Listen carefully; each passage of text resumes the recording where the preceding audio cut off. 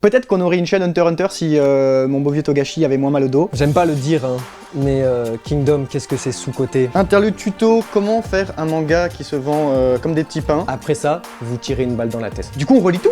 On relit tout et c'est un bonbon. Ma vie résumée en deux mangas. C'est de l'ordre de l'ineffable Berserk. Ça veut dire que One Piece est mieux?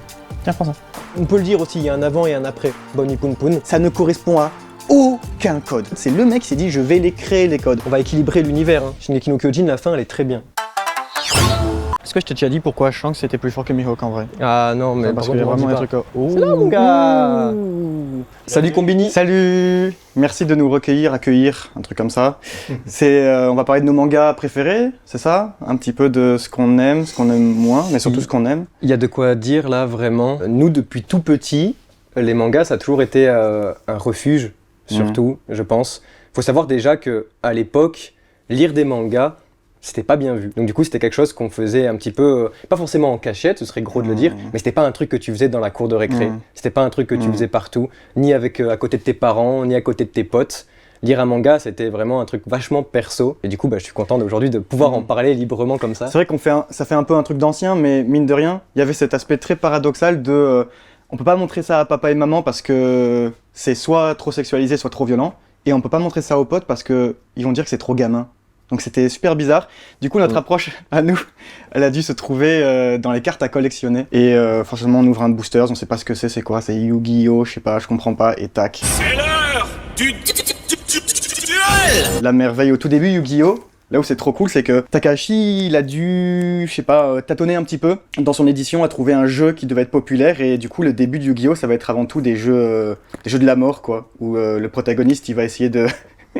de tuer ses adversaires pour punir et faire le bien à Tokyo en général, mais au final après il a trouvé Duel Monster et les éditeurs ils ont dit dinguerie là. En fait dedans il y a tout le soft power japonais, c'est une folie ce truc parce qu'en fait déjà les japonais ils adorent tout ce qui est jeu de hasard, trucs à collectionner et tout, donc mêler manga, histoire cool et en plus de ça esprit shonen avec du TCG. Et dans les années 90 je veux dire il y avait tout quoi, l'éditeur il a fait Takashi, il y a les Tamagotchi qui sont sortis, écris-le, fais un truc. Et c'est vraiment, mais après il a mis tout dedans. Ce serait mentir que de dire qu'on a découvert ça avec le manga. C'est Duel Nous Monster. c'était avec l'animé forcément et on connaît tous l'animé, la belle VF de Yu-Gi-Oh! Exodia le maudit.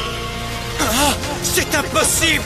Du coup, Yu-Gi-Oh! En soi, c'était vraiment notre toute première collection physique. Forcément, on est tout petit, on n'a pas de budget, et on avait quand même des Yu-Gi-Oh! En physique, mais attention, on avait beaucoup plus de cartes dans un classeur que de mangas sur l'étagère, disons les termes. Les fans de TCG, là, ils sont... Et juste après ça, ce qui s'est passé, on va parler de la plus grande histoire d'entremetteur culturel de tous les temps. On est au collège, on rentre en 6e, donc ça c'est vraiment école primaire, fin de l'école primaire, et encore aujourd'hui je joue des cartes Yu-Gi-Oh! Qu'on se comprenne. Et on arrive au collège, et au collège vous voyez il y a la bande jaune comme ça qui dit vous n'avez pas le droit de passer sans mot du prof, gna gna, et vous savez les autres et tout ça. Et on a ce pote qui a genre beaucoup d'argent, et il a un peu tout ce qu'il veut, genre tout ça, mais... c'était vraiment très très rare, il y avait que ce pote là dans le collège qui avait vraiment plein de mangas, plein de bandes dessinées, plein de jeux vidéo. On était tellement jaloux. Et ce mec il voulait rien prêter. Oh la Justement il dinguerie. prêtait que dalle. Mais par contre il venait de lire un truc et il avait vraiment envie d'en parler, mais c'était plus pour lui que pour les autres. Donc ce qui se passait c'est que cette ligne qui était infranchissable, lui par exemple il finissait les cours ou moi je finissais les cours, lui il restait, et ben la seule chose qui franchissait cette ligne c'était le tome de One Piece. Pour remettre dans le contexte, on a 11 ans quoi. On a 11 ans, moi je découvre ça et tout, et je pète les plombs. Je pète les plombs, rien que d'y penser, j'ai la chair de poule, je pète les plombs, ça a littéralement changé ma vie, ce manga-là. Et faut savoir que One Piece, aujourd'hui c'est toujours en cours. J'avais 11 ans quand j'ai découvert cette dinguerie. Et ça a commencé bien avant nous. Hein. Ça a commencé avant nous. Aujourd'hui on a 27 ans, et on est toujours en train de lire ça, on est toujours fébrile devant chaque chapitre et on se demande toujours c'est quoi le One Piece. Et on est toujours devant la ligne du collège comme ça. Voilà, il est où le c'est tome ça. de One Piece? Et du coup, forcément, nous, c'était peut-être quelque chose qu'on avait besoin de rendre à travers YouTube. C'est parti donc pour le chapitre 803 de One Piece. Parce que un jour, on nous a transmis One Piece, nous, on avait du coup envie de donner envie aux gens de lire cette œuvre, parce qu'elle vaut le coup. En fait, je crois que si je devrais décrire One Piece, c'est burlesque, hein, c'est grotesque, c'est gigantesque, c'est énorme, mais il y a il y a beaucoup de rire dans One Piece. Je crois qu'au fond, derrière le rire, il y a du drame. Je dirais même plus, c'est que One Piece, au final, quand tu le lis, tu comprends que la journée la plus perdue, c'est une journée où tu ris pas en fait. Le rire, il est tellement important d'être toujours à fond, malgré tout. C'est un message très primaire à la base, One Piece. C'est vraiment de dire à tout le monde, si tu veux, tu peux le faire. C'est naïf, c'est d'une insolence bienveillante pour nous dire, les gars, vous pouvez tout réussir. Mais le monde, il est vachement compliqué. Et en fait, putain, plus tu lis, plus tu découvres que le monde, il est insupportable. One Piece, c'est un manga qui est quand même vachement engagé, qui est vachement politique. C'est un univers qui est ultra riche. Et comparé à plein d'œuvres que j'ai lues, je trouve qu'on peut le comparer à des grands univers, quoi. C'est immense, One Piece, ça raconte plein de choses et je pense que ça demande un vrai investissement. Mais je vous le conseille, vraiment, ça vaut le coup. Oda, c'est le meilleur pote des gosses de toute façon, donc si on reste un gosse toute sa vie, c'est bon. Parce qu'on est tous des grands enfants et ça parlera à tout le monde. Ah, par contre, il y a un truc en parallèle, parce qu'il faut se dire que ce manga, il est tellement inclusif, il prend tellement tous les codes, on a tellement tout avec, que l'écueil qu'il peut proposer, c'est qu'on va pas voir ailleurs, et on va pas voir ailleurs pendant peut-être trop longtemps. Ah, il prend du temps, hein. Et, mais même, c'est-à-dire que, je dirais, pendant, voilà, One Piece, ça fait quoi du coup? Ça fait 17 ans qu'on lit environ, je dirais, les 8 premières années, voilà, c'était juste One Piece et les mangas, pas plus que ça, genre j'ouvrais des cartes Yu-Gi-Oh! À côté. Et ça nous a fait passer à côté de trucs qui font que, par exemple, si je puis me permettre, quoi. Ouais, bah putain, Si je peux me permettre. L'écueil de One Piece, c'est de faire croire que c'est un peu le meilleur truc du monde, alors qu'en fait, à côté, sorti en parallèle, il y a des choses qui sont tout aussi adressées aux jeunes adolescents, c'est pareil, c'est des shonen, et qui sont absolument merveilleuses. Bon, je vous la fais pas, hein, c'est Death Note ou des trucs comme ça à côté. Death Note. Oui, ça fait partie des rares, parce que du coup j'ai découvert en animé Death Note, même si j'adore les dessins et tout, c'est super quali, mais il y a un truc, c'est que c'est rare, vous savez, les moments où tu te souviens où est-ce que t'étais et ce que tu faisais quand tu l'as découvert, et la fin, je tremblais comme ça, je devais avoir big 17 ans, et j'ai l'impression que, je sais pas, j'ai l'impression que le monde s'écroulait, que j'ai l'impression que la vérité, j'ai l'impression d'être trahi aussi un petit peu à la fin. D'ailleurs, en parlant de trahison, voilà, on va parler de quelque chose après. Et surtout, ça fait partie des premiers mangas que j'ai lus, où il y avait du débat après. Tout le monde était là, tu fais, ouais, c'est vachement cool, Death Note et tout. Et un mec qui dit, ouais, on est d'accord, fuck Kira, hein. Toi, t'es là, tu fais, ouais. Bien sûr. Ah d'accord, ouais. Et puis surtout, tu as une étiquette, quoi. C'est vraiment, si t'es pro elle ou pro Kira, et du coup, ça divisait dans la cour de récré. Par contre, ce qui est intéressant aussi avec Death Note, c'est que je trouve que c'est très symptomatique de la réception de la fin des mangas, surtout les plus populaires, les shonen ou publiés dans les magazines légendaires de la Shueisha, tout ça, parce que tout le monde s'accordait pour dire que c'était nul, la fin. Et aujourd'hui, tout le monde s'accorde pour dire que c'est cool, la fin, que c'est correct. Alors que vraiment, je suis désolé, à la fin, si vraiment, enfin au début, pardon, tout le monde disait vraiment que c'était un peu catastrophique et puis surtout que. Mais ça, on va en parler, hein, parce que c'est comme pour Shingeki no Kyojin, là. Hein. C'est un peu pour tout, quoi. Ça a crié sur la fin de Shingeki no Kyojin, mais croyez-moi qu'ici, on va rétablir la vie, on va équilibrer l'univers. Hein. Shingeki no Kyojin, la fin, elle est très bien. Très très bien, croyez-moi. On parle de Shingeki no Kyojin ou il est trop tôt encore pour ça?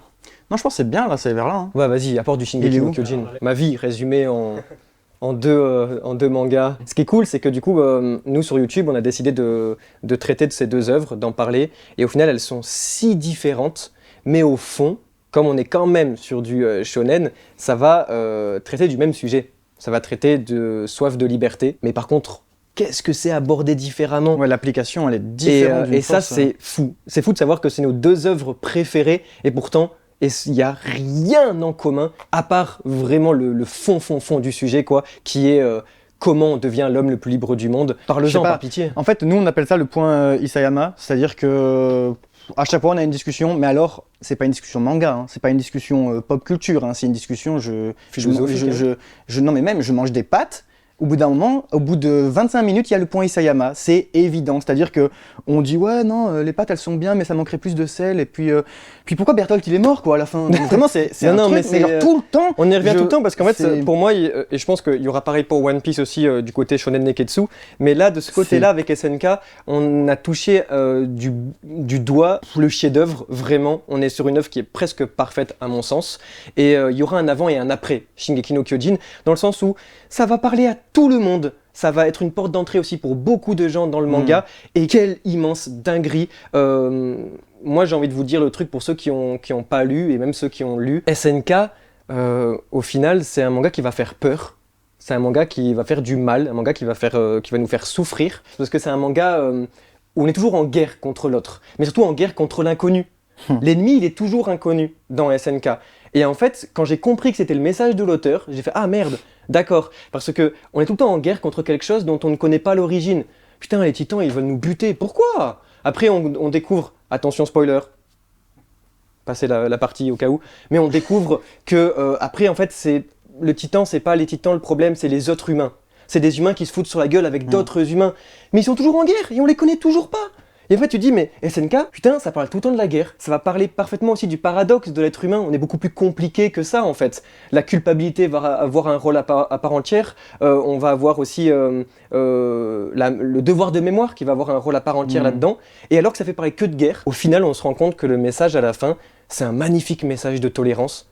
Et j'ai pété mes plombs. Bon, disons que ouais, c'est très très actuel. C'est trop beau. C'est très politique et puis surtout, voilà, comme il disait, l'être humain il est complexe et puis je dirais que le pire ennemi d'Isayama c'est de faire croire que il y a A et B qui peuvent s'affronter et que A n'a rien de B et que B n'a rien de A. C'est aussi symptomatique, comme on avait avec Death Note, d'un médium qui se sert avant tout de son histoire pour avancer. On a un auteur qui a des lacunes de dessin au début. Chez Death Note, on a une œuvre qui se repose essentiellement sur le récit et les bulles de dialogue. Et du coup, bah, on est sur le fond absolu, quoi. C'est-à-dire que la forme, elle va importer pour diriger, et puis surtout, avec SNK, parce que quand même, on va le voir avec plein d'autres œuvres, mais le manga comparé au reste des bandes dessinées, comics, franco-belges et tout ça, c'est ce qui a le style le plus cinématographique. Et de ce fait, on a vraiment la possibilité d'avoir des instantanés où on met pause. C'est pour ça que les mangas, je vous inviterai à avoir votre petite collection, parce que l'animé, c'est bien, et je sais que vous êtes très nombreux à kiffer regarder les animés, parce que wesh, il y a du son, il y a des openings, tout ça.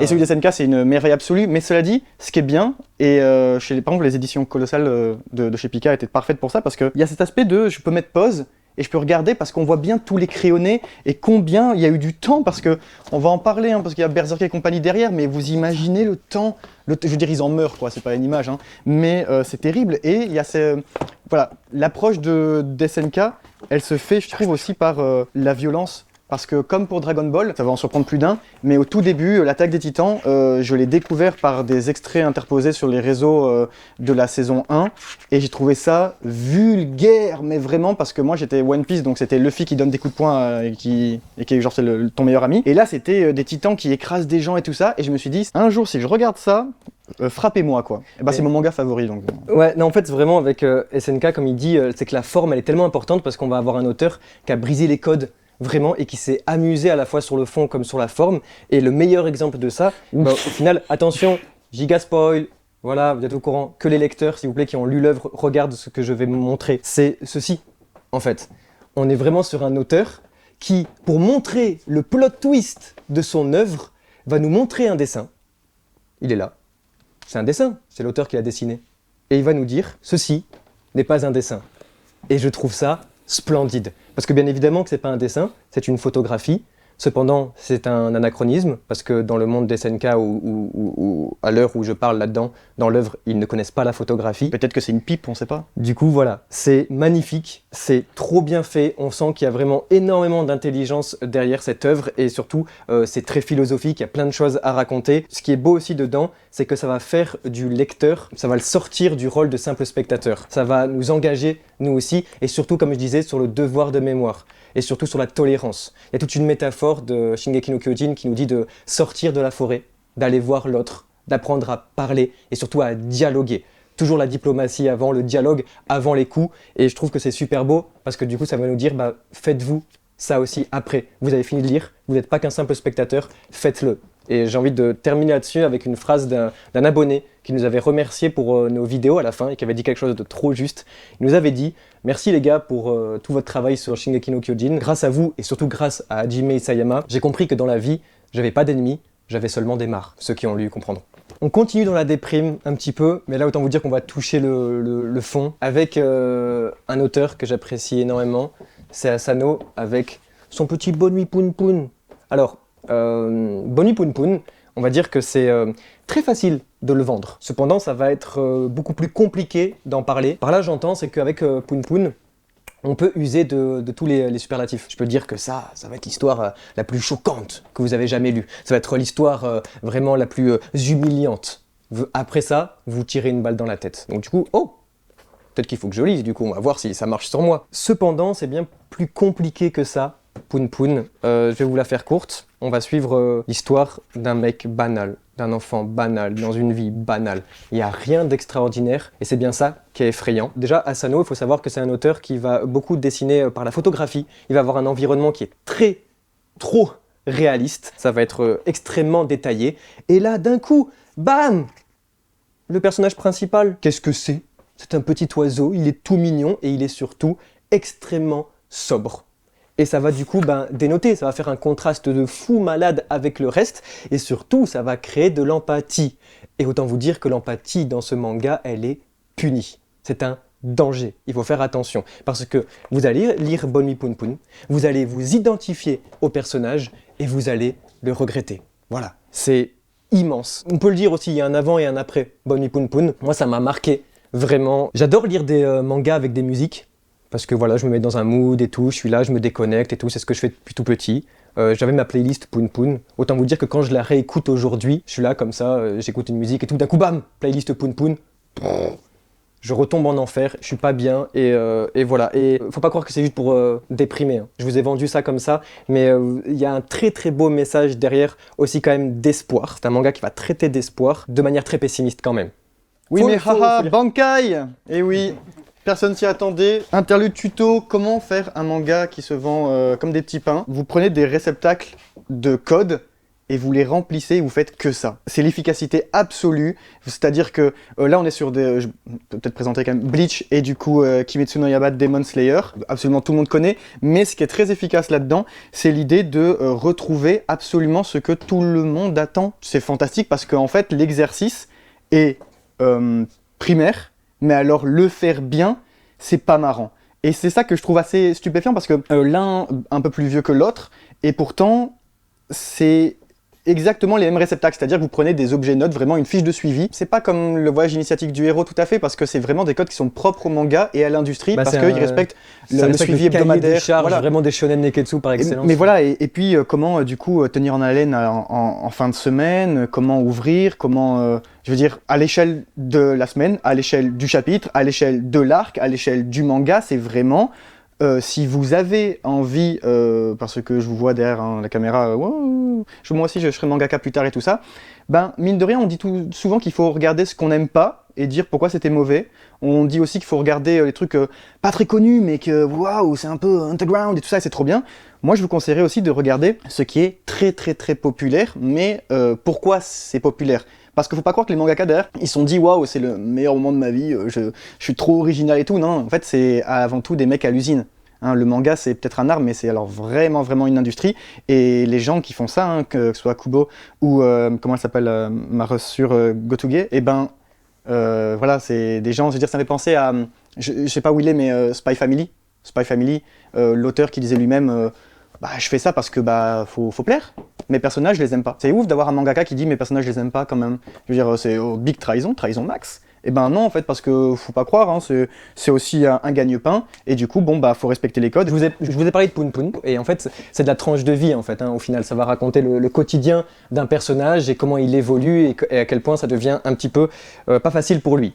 Cependant, il y a un autre auteur qui fait de la tranche de vie au Japon et qui est un peu dans une nouvelle vague japonais, des nouveaux mangaka, et c'est Kaigo Shinzo, et j'ai trop envie de vous parler un petit peu de Hirayasumi, parce que pour moi ça a été vraiment mon coup de cœur, ça a été ma révélation, et c'est devenu quelque chose qui m'a un petit peu transformé aussi, l'anthologie de Kaigo Shinzo. Pourquoi je le mets en rapport avec Asano et Poun Poun? Tout simplement parce que lui aussi, il fait de la tranche de vie, et lui aussi étonnant que ça puisse paraître, parce que là, vous avez vu la couverture, rien à voir, c'est tout mimes, c'est tout rond, c'est tout épuré, c'est tout joyeux, c'est libre. Alors que de l'autre côté, là, on avait des gens qui faisaient un peu peur, voilà. Et pourtant, c'est des auteurs qui vont traiter exactement du même sujet, et ça va être le traitement de l'échec dans le manga.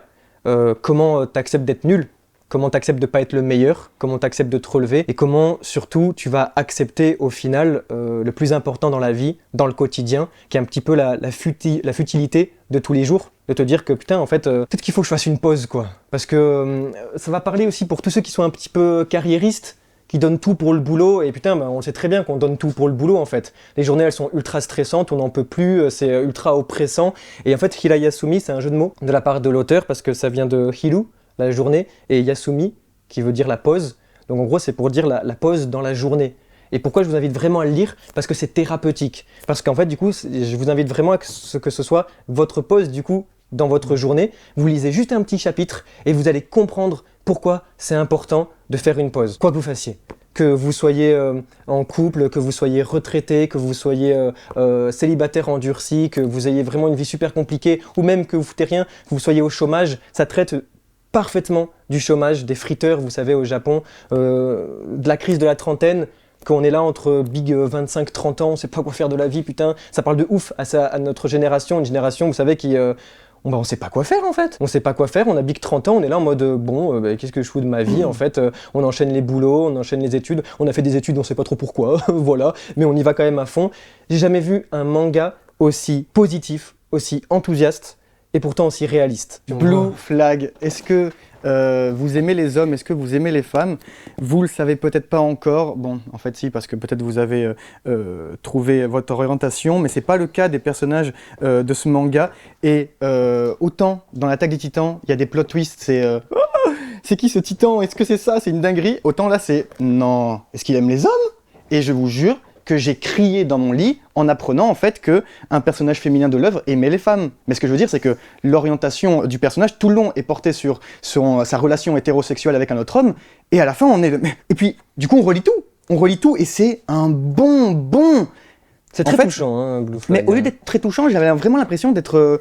comment on appelle ça, une petite souris qui regarde la vie d'adolescents qui se cherchent, mais avec passion. Ils vont au cinéma, j'avais l'impression d'être à côté sous le siège comme ça, dire est-ce qu'ils vont se tenir la main et tout ça, et je me suis surpris à aimer quelque chose de slice of life slash romance, quoi. Je veux dire, c'est pas quelque chose que je vais spécialement... Je veux dire, on a vu, mon manga préféré c'est l'Attaque des Titans et One Piece, youpi. Mais là, du coup, vous avez des personnages qui vont créer des instantanés sur « Wow !» Il y a ses cheveux, ils ont fait une petite truc dans le vent là, je rougis, tout ça, et puis je rougis aussi. J'étais tout seul dans mon lit comme ça, et vous savez, j'ai eu des gaspes quoi. J'étais là, oh, c'est vrai, non, il lui a vraiment dit ça au lycée en partant et tout, et c'est formidable. C'est quoi 8 tomes, 6 tomes? Au moins 8, hein, ouais, un truc comme ça. En fait, c'est un des rares mangas où, à la fin, à part si vraiment vous dévorez tout, mais vous devez lire un chapitre, et vous faites pause et vous faites il faut que j'aille dormir, mais j'ai trop envie de lire, et faites non, retiens-toi, genre vraiment un épisode de Game of Thrones, et je rappelle, c'est des amourettes de lycée.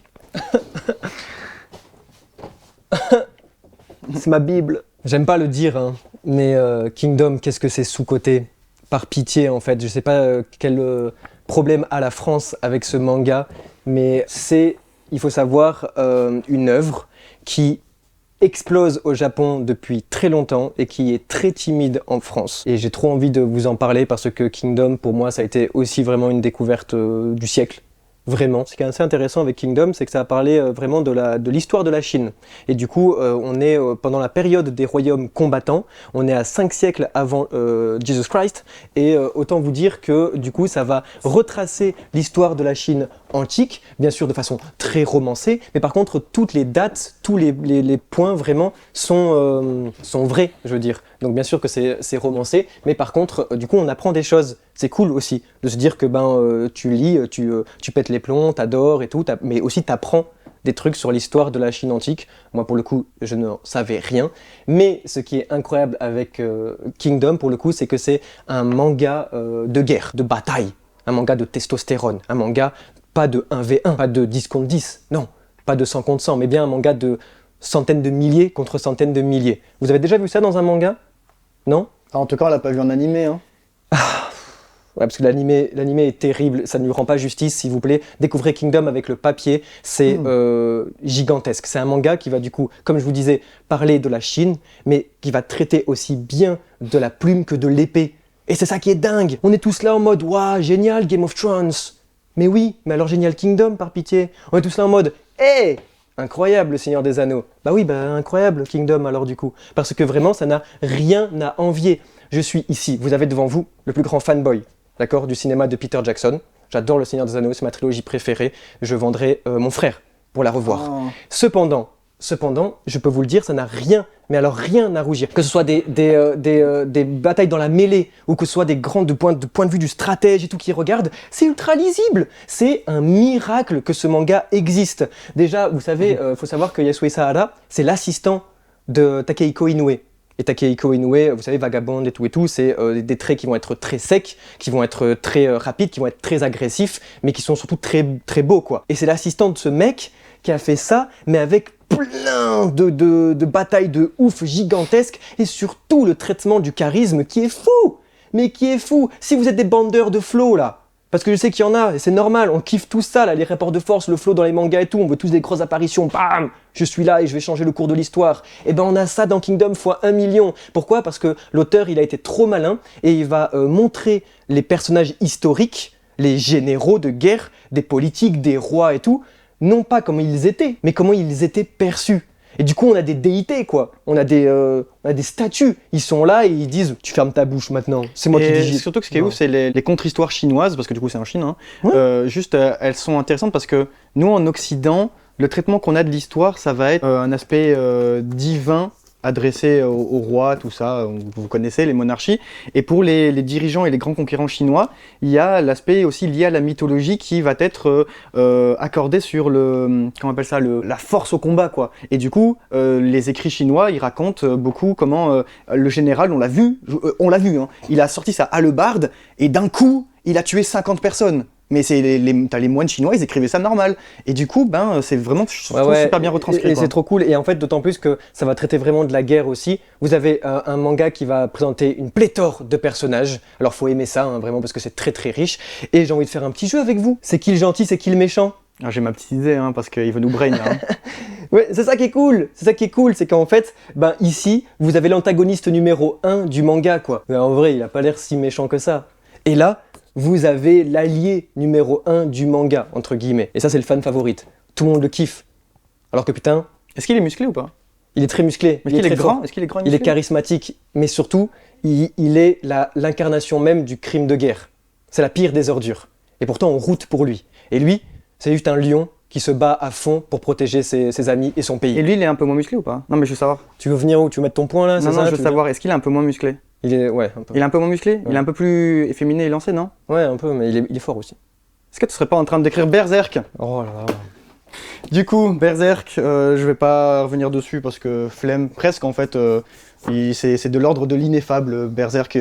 Plus je vais parler, moins je vais lui faire honneur. Le mec, c'est qu'il a carrément réinventé le manga, j'ose le dire, en fait, parce que de base, manga, hein, l'étymologie, ça veut juste dire dessin pas très bien fait, pauvre. Rapidement, dessin pauvre, ça veut dire ça. Parce que c'est avant tout qu'est-ce qu'il raconte, c'est le récit. C'est vraiment, on fait des dessins pour raconter une On l'a histoire. vu en première partie de ce Voilà. Combini Club, finalement. Mais le mec a tout cassé ça.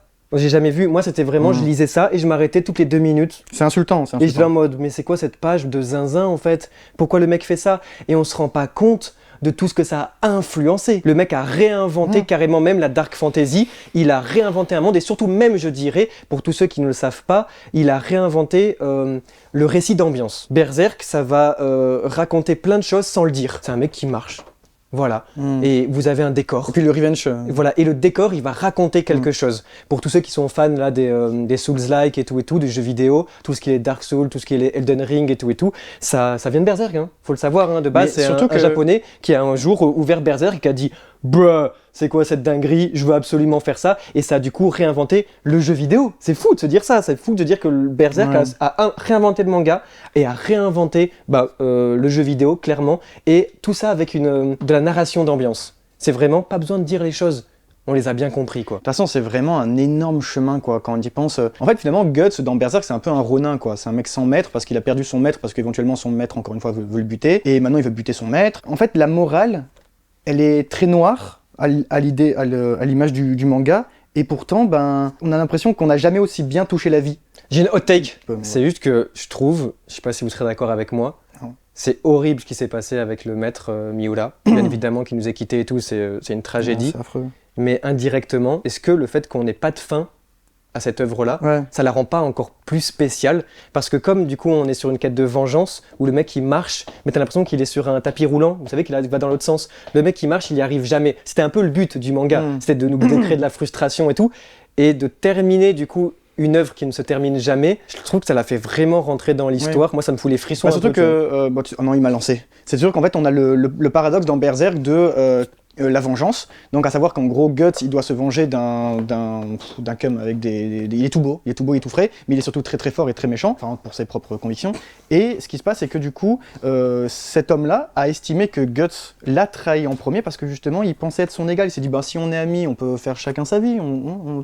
Bah non, il a trahi parce que tu étais censé être mon petit objet. Et à ce moment-là, la meilleure chose qu'il a trouvée pour se venger, cet homme qu'on va appeler Griffiths, c'est son nom d'ailleurs, eh bien, ça va être de le traumatiser à un tel point que la vengeance ne le sortira jamais de sa tête. Alors, pour ça, il a deux options. Soit il va tout faire pour se venger parce que ces images dans sa tête ne le quitteront jamais. Soit, il va abandonner sa vengeance parce que il doit trouver la paix auprès d'ailleurs de la femme qu'il aime pour essayer d'avancer, de créer une vie. Mais est-ce que ça correspondrait pas du coup à une défaite de la part de Guts qui n'aura pas sa vengeance au fil de son épée, pourquoi d'ailleurs il dit qu'il vit, hein, l'épée est le continu de son bras, c'est d'ailleurs comme dans Bleach. Le fait qu'il n'y ait pas de fin, du coup, pour rebondir là-dessus, eh bien, ça fait que ce paradoxe il est toujours d'actualité, et que finalement la vie c'est juste une série de questionnements sur... Lui m'a bien fait chier, lui, ben, je sais pas, mais ça prendra 10-20 ans, mais voilà. Et ben, dans 10-20 ans, en fait, ça va, et puis on oublie, et puis il y aura d'autres problèmes, et puis en fait, je pense, j'ai 27 ans, mais que finalement, on vit, on meurt, avec toutes nos emmerdes, et il n'y a pas rédemption, quoi, voilà. Moi, comme je disais, avec mon frère, on est fan de cinéma de ouf, et ce que j'adore au cinéma, c'est l'horreur, mais l'horreur mêlée au thriller. J'adore les films policiers qui vont prendre un peu les codes d'horreur et tout, qui vont faire du coup un manga policier, vous savez, c'est gris, c'est poisseux, ça fait un peu peur, parce qu'on ne sait pas qui est le tueur, c'est du mystère. Et il y a un auteur qui le fait parfaitement ça, qui est d'ailleurs très occidental dans sa façon de faire. Regardez ça, je vous conseille vraiment, j'ai vu qu'il y avait plus tout. Voilà, c'est en gros, je trouve que c'est un auteur qui du coup va avoir une patte très occidentale. Si vous aimez vraiment le thriller policier, avec vraiment, vous savez, une énigme à résoudre, et surtout un antagoniste, un méchant, qui va toujours être invisible, ou du moins qui va cacher son jeu, bah j'ai adoré vraiment, je vous le conseille vraiment. J'ai regardé aussi l'adaptation par Netflix plutôt, et du coup si vous aimez cette ambiance-là, de détective, vous savez, avec le De Folcotte, vraiment sous la pluie, tout comme ça, mais en fait, et tout, qu'est-ce qui se passe dans cette putain de ville maudite? Bah j'adore, vraiment, je trouve que c'est super bien foutu. Regardez son regard là, et en plus de ça, il va traiter super bien aussi de la science-fiction et tout, si on aime bien un peu tous les trucs comme ça. C'est vraiment un auteur qui est très intelligent, et qui par contre, c'est un petit peu déprimant, oui. On va se le dire aussi, faut quand même s'accrocher, c'est sec, c'est bien violent. J'ai envie de dire, petite critique, que c'est pas la fin le meilleur. Voilà. Le meilleur dans tous ces trucs-là, c'est vraiment à chaque fois de se dire où est-ce que ça va aller, qu'est-ce que ça raconte, le chemin, comment il arrive à tenir les gens en haleine, parce que ça c'est super. Vous attendez pas à des fins vraiment qui vont tout changer, le plus important c'est surtout l'énigme. Voilà. Radiant, je voulais en parler vite fait pour rebondir parce que voilà, je voulais parler aussi de Dreamland, tout ça, mais ce qui est intéressant avec ce cas de figure de Radiant, c'est que justement quand je vous disais oui, pour faire du manga, s'il y en a qui veulent écrire des petits trucs et tout ça, et qu'on dit trop souvent que bon, allez regarder des trucs pas connus, tout ça, bah souvent quand on est français, on va vous dire attention, faites pas du japonais, hein. Faites pas du japonais parce que ça va pas le faire, déjà vous n'êtes pas japonais, et c'est à la fois un très bon conseil parce qu'on a plein de codes qui nous échappent, genre la langue, et du coup ben ici Radiant on s'est dit non. Valentin il a dit ben en fait ce que j'aime faire c'est avant tout du manga comme je le lis, et carton colossal. Donc mine de rien, vous voyez, il n'y a pas de bons ou de mauvais exemples, juste faites ce qui vous fait kiffer. C'est trop bien Radiant. J'ai envie de finir moi avec Frieren, parce que si je vous ai parlé plutôt de Hira Yasumi, là c'est un petit peu mon deuxième manga thérapie. Et c'est tout simplement Frieren. C'est du coup un manga de fantasy. Le manga commence lorsque la plus grande quête de tous les temps se termine. Ça commence à la fin. Les personnages viennent de sauver le monde. Ça y est, truc de dingue, le monde a changé grâce à eux. Et ça commence là. Et ça commence avec une elfe qui s'appelle Frieren, qui du coup vit des milliers d'années, et qui elle va avoir une perception du temps bien différente. Et qui du coup arrive au bout du voyage, et les gens ils sont tous là en mode... Eh ben Mareuse, qu'est-ce qu'on a vécu toi et moi? Et elle est là en mode... Hein? Ça a duré 2 minutes. Ça a duré 10 minutes en fait, de quoi vous parlez. Et c'est ça Frieren. Et je vous jure que c'est magnifique. Parce que ça commence sur le deuil. Et ça va être tout un message sur l'acceptation du deuil. Frieren, c'est une métaphore du deuil. C'est avancer pour essayer de revoir les morts une dernière fois. En gros, ils essayent d'aller à une région qui s'appelle l'Ende, qui est un jeu de mots avec l'End, dit End, où en gros, du coup, c'est pour essayer de revoir les morts une dernière fois, parce qu'en fait, Frieren, le personnage, c'est qu'en fait, elle voit ses compagnons de route, avec qui elle a partagé plein de trucs, mourir, et le truc le plus terrifiant, c'est qu'elle s'en bat les couilles. Elle est là, elle fait, bah ils sont morts, et elle comprend, et elle dit, putain, mais j'ai pas appris à les connaître, et voilà. Et c'est comme ça que commence Frieren. Et du coup, elle va reprendre sa route, elle va reprendre sa vie, et elle va découvrir en fait les disciples de ses compagnons. Et cette fois, elle va décider de ne pas faire la même erreur et d'avancer avec eux. Et encore une fois, il y a un super beau traitement de la nostalgie, parce qu'à chaque fois, elle va revoir en eux ses anciens compagnons. Oh, j'ai envie de chialer, c'est trop beau, je vous jure, c'est thérapeutique. Tu vas lire ça et tu vas te dire, ben, oh, ok. J'appelle mes potes, ça va les gars, je vous aime. J'appelle mes parents, ça va les gars. Les gars, ouais. Ça va Maros et tout. Non, mais t'as vraiment envie de lui dire, t'as vraiment envie de leur dire ça en fait, parce que c'est maintenant, c'est le présent en fait. Frieren, c'est ça, c'est nous dire, les gars, c'est le présent qui compte en fait, parce que le passé c'est fini, le futur on verra bien. Et là maintenant, qu'est-ce que t'es en train de faire de ta vie? C'est pour ça que c'est un peu un truc qui se rapproche de Hirayasumi, comme je vous disais, c'est profiter du moment présent et de kiffer. Et en plus de ça, cerise sur le gâteau, bah ça réinvente la fantaisie, parce que voilà, c'est un elfe, un nain, un mage, un guerrier et tout. Et ben là, osé, au final, ça, c'est qu'un prétexte pour raconter une dynamique entre personnages, pour raconter l'intime. Ouais, c'est bien, mais est-ce qu'on t'a déjà parlé des plus grands combats de tous les temps? Moi, mon dernier, You can fly! Mon dernier, c'est le bon vieux Togashi. Je suis obligé d'en parler parce que aujourd'hui, je pense que ça y est, après le temps il est passé maintenant, et on peut parler peut-être de Togashi comme une des plus grandes inspirations du manga d'aujourd'hui, mais vraiment ever. Je veux dire, il y a Toriyama et une génération juste en dessous, c'est Togashi. Tout le monde, de tous les mangas shonen dont on a parlé, là, il y a tout le monde qui s'est inspiré de ça. Je veux dire, de Bleach à Naruto, à One Piece, voilà, de tous les shonen neketsu absolus, là, c'est du Togashi. Et Hunter x Hunter. Peut-être qu'on aurait une chaîne Hunter x Hunter si mon beau vieux Togashi avait moins mal au dos. C'est la hot take ultime. C'est la hot take ultime. Ouais. Est-ce que si Togashi n'avait pas été ultra productif, est-ce que Eiichiro Oda aurait pas eu mal aux fesses? Et s'il n'avait pas eu mal au dos, est-ce qu'Oda aurait eu mal aux fesses du coup? Ouais. Non, parce que là vraiment ici, et je le dis vraiment, il y a dedans le meilleur arc de shonen neketsu. Je dirais pas lequel, mais ça concerne des fourmis, putain. C'est une folie, c'est une dinguerie. J'étais en sueur. La narration, le mec il prend le parti pris de faire vraiment le narrateur qui t'explique tout. Tu lis un roman en fait. Et le narrateur il est là comme ça, il te dit tout ce qui se passe et tout en ce moment-là et comme ça. Et toi tu pètes les plombs parce qu'il va te raconter chaque seconde. À chaque fois, c'est ultra précis. Surtout quand un arc dure environ 7 minutes et que la prépublication dure 3 ans. C'est ça, la prépublication de l'arc de Chimera Ant a duré plus de 3 ans, je crois, 3-4 ans même. Ouais. Alors que l'arc en temps réel pour les personnages, l'assaut, en gros, la bataille, elle dure quelques minutes. Ouais, elle dure 5 minutes. Parce qu'il prend tout le temps d'expliquer, d'en faire des caisses, et c'est immense. Et pas moi, pour rien j'adore. qu'il y en a, ils disent voilà, c'est un bon roman, parce que voilà, il y a beaucoup d'écriture, tout ça. Mais bon, j'adore la moi, dénouement. j'argumenterais que non, voilà, on a vu Death Note, on a vu comment le manga, ça se fait à travers aussi les bulles de dialogue, c'est beaucoup d'emphase, et du coup, beaucoup de narration. Et je pense que Hunter x Hunter, pour créer un combat neketsu, parce que les shonen, on n'a pas beaucoup parlé de combat, alors que c'est aussi tout ce qui... C'est une excellente porte d'entrée pour les shonen neketsu et pour les jeunes garçons. Hunter x Hunter, franchement, je vais te dire les termes, mais il y a ceux qui disent qu'il y a les meilleurs combats de tous les temps et ceux qui ont besoin de relire Netero versus Meruem. Parce que après là-dessus sur ça aussi il y a l'animé qui aide beaucoup. Ouais. L'animé a fait une très belle adaptation. Mais quand tu vois, mais c'est très joli, les dessins sont bien, mais le combat Hisoka Kulolo n'a jamais été adapté en animé, mais pourtant, est-ce que Papa Togashi a fait peut-être un des meilleurs combats de tous les temps? Oui, vous savez, c'est le genre de mec, il s'est dit, bon, on est en plein arc, et allez, pause, comme ça, d'un coup, je vous fais un tome combat, à l'autre bout du monde, on s'en fout, et c'est pourquoi Hunter x Hunter, les codes, voilà, vous savez, on a vu Demon Slayer et tout ça, là, à l'inverse, ça ne correspond à aucun code. À aucun code, c'est le mec qui s'est dit je vais les créer les codes. Et ça c'est vraiment partir sur une feuille blanche, on la connaît, surtout c'est l'analogie amusante parce qu'on parle de manga, mais des codes du manga contemporain, avoir une feuille blanche et se dire c'est moi qui vais les faire. Mais surtout que sincèrement c'est hallucinant. C'est un shonen qui est vachement marginal, Hunter x Hunter. Oui, c'est pour ça, mais ça correspond à rien. Et les combats qui sont écrits aujourd'hui, ils sont aussi, comment on appelle ça, ils sont aussi descendants directs de Toriyama, tout ça. Mais cela dit, ça ne ressemble à rien, et aujourd'hui, un peu tout ressemble à Togashi. Voilà. C'est le mot de la fin, vous comprenez? Il ne mâche pas ses mots, lui. Romini